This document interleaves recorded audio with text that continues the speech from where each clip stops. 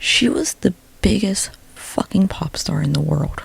And now in front of all of our eyes, she's probably being trafficked. Something is fucked up and it's happening. And everyone is watching. Everyone just lets it happen.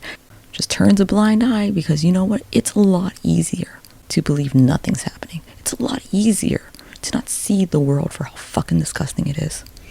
But she's living her best life, isn't she? She's free. Of course she is. Some of you have never been gaslit before and it shows. You know that feeling you get when people tell you one thing but you feel kind of squirrely inside? Well, friends, that's what it feels like to be gaslit. And this is a public gaslighting.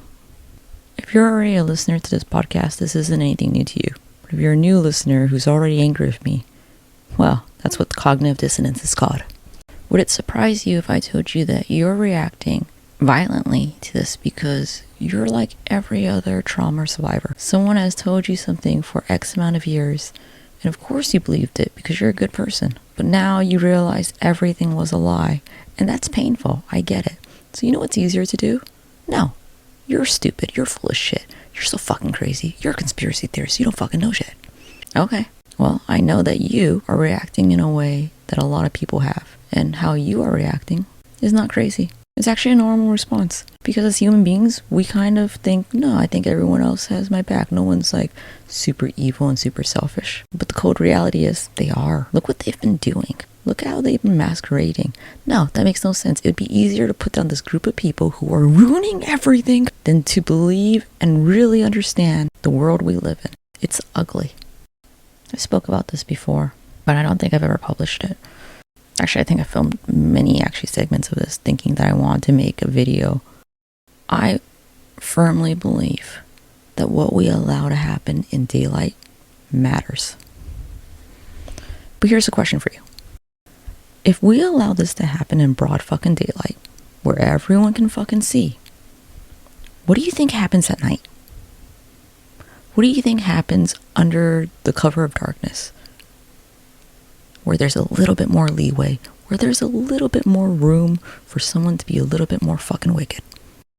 You send a fucking message when you accept things. I know. If you're in therapy, it's called boundaries. I know, it's crazy. You would think like, oh God, that woo-woo shit again. It matters. What we tell people, what we accept in daylight, tells them what we'll accept in darkness. Nobody likes what happens when it goes dark.